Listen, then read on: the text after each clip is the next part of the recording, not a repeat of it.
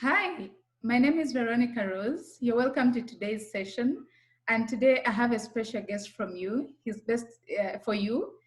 His name is Neil and he's based in Denmark. So, Neil, share with us your profile. Yes. Hi, I am Niall Harper. I am the Chief Information Security Officer for the United Nations Office of Project and Services. So I was hired in 2019 to develop and implement their cyber security um, privacy and technology risk management program across 90 plus jurisdictions. All right, thank you, Neil. Our topic of discussion today, we are going to talk about deepfake. And deepfake technology right now sounds like it's a dangerous threat or dangerous reality. So we would like to hear from Neil today how serious the deepfake threat is. Is it a reality? Is it reality and attack? Neil, would you expound more on that? Yes. So reality is a matter of perception. And what deepfakes do is effectively um, warp perception. And by this, I mean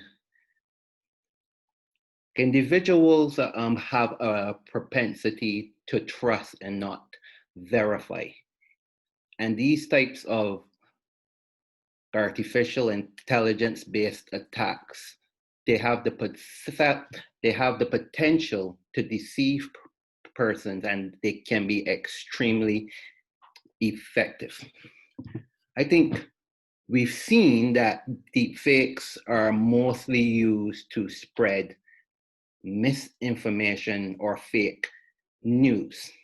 And this is particularly concerning when you think about targeted attacks against elections. So we've seen a number of different false news or fake news where, you know, articles or videos or content is put out there to particularly mislead people to sway how they vote and to kind of alter the outcome of a democratic election. But there are also other types of ways that deepfakes could be used. For, for example, someone who's a hacktivist, they can use a deepfake to make false claims or statements about a business. A business may have been found to be involved in theft or malfeasance, and they could use a deepfake to destabilize or undermine the business, to impact their reputation or to impact their stock price. You could also see deepfakes being used to focus a targeted attack against a senior executive inside of a business to trick that person into confessing to financial crimes or confessing to some type of offense.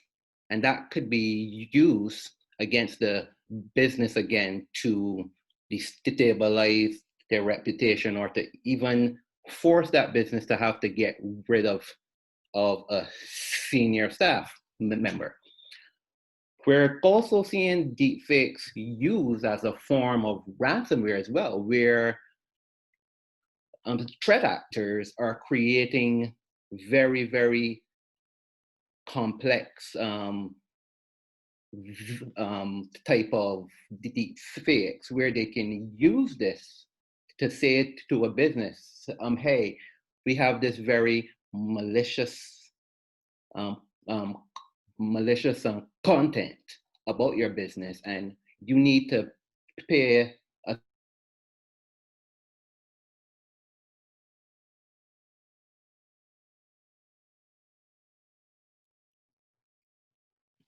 Yeah, I just so you're seeing it being used as ransomware that a business would be forced to pay a pay an attacker a certain amount if they want to prevent that deep fake from being released. And I think many of these attacks can have major consequences on a business's brand, reputation, or stock price.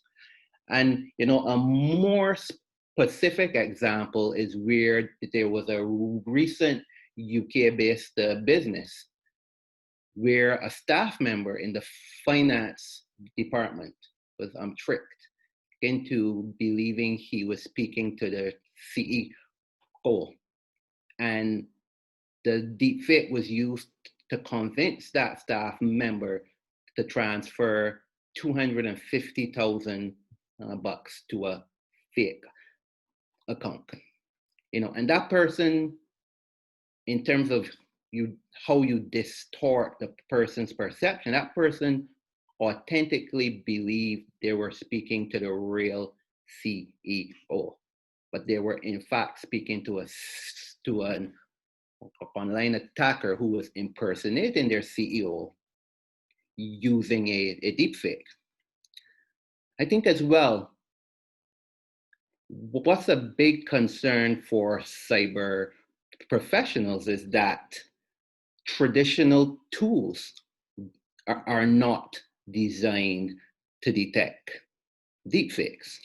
They're not designed to defend or protect against deepfakes. So deepfakes are particularly effective, whether you spoof someone's voice or spoof them in a video. Um,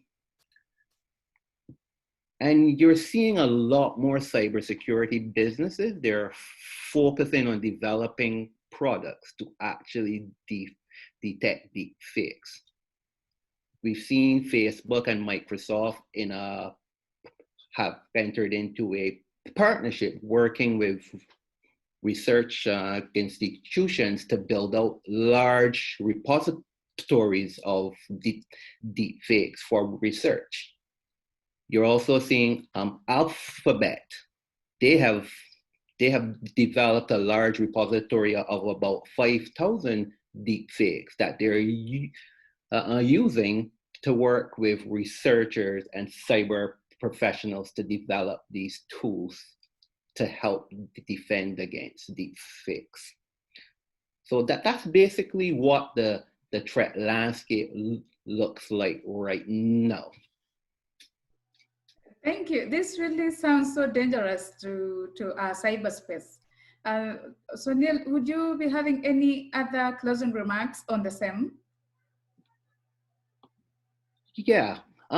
So I think what's important right now for businesses and individuals to know in terms of preparing themselves to defend against deepfakes.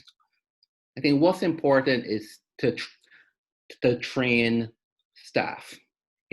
People have their traditional information security awareness training, but you have to integrate awareness around deep fakes into that training. So look at the training staff, making them more aware about phishing attacks, about phishing attacks, about types of voice-based and video-based attacks that can be used to fool staff. I think what's also important is monitoring and measuring your brand online. That's really important to have particularly designated staff who are looking at your online presence across social media, across your website, across your different platforms to ensure that there's no fake content or deep fakes out there being used to adversely impact your business. And I think the last thing I will state as well is really businesses should not be afraid of publicizing that they have been susceptible to a deep fake attack. You know, most businesses are afraid to publicize that they've been compromised. You know, the fear again is around reputation.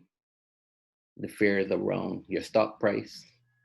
But I think many existing customers or potential customers, they are very happy to see a business get out in front of these type uh, of attacks where you make it public saying, hey, we've been compromised. Here is what the attack looks like. Here's how you should defend against this attack. Because it doesn't just build credibility for the business, but it also empowers and equip your your clients to respond to these type of attacks. And that's basically my feedback.